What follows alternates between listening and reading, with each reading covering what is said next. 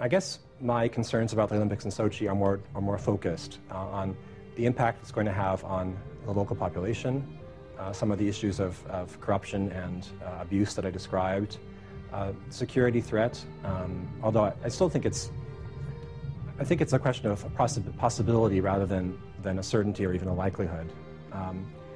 And then there's another issue which I think has some resonance for us as Canadians, which is the way the games are being presented and the way they impact the indigenous people of the region, the Circassians. As I mentioned, Sochi itself is a Circassian word. There was a very violent struggle in the 19th century between the imperial government of Russia and the indigenous people, which resulted in the expulsion and death of many of them.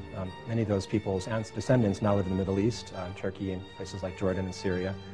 And the remaining community in Russia itself, I have visited there and talked to some representatives of that community, and they have expressed some grievances about the way the Olympics are being handled.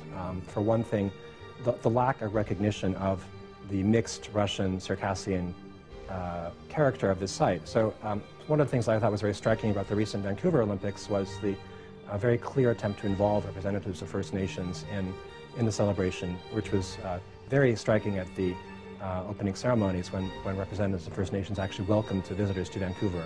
And certainly as North Americans, we have to be mindful of our own history of our difficult and at times very ugly history with the native peoples of this continent.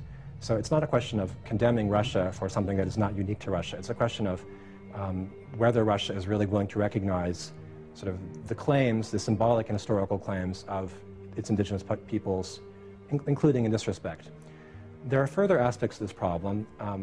One is that a number of the winter sports sites are being constructed in areas that hold historic significance for the Circassian people.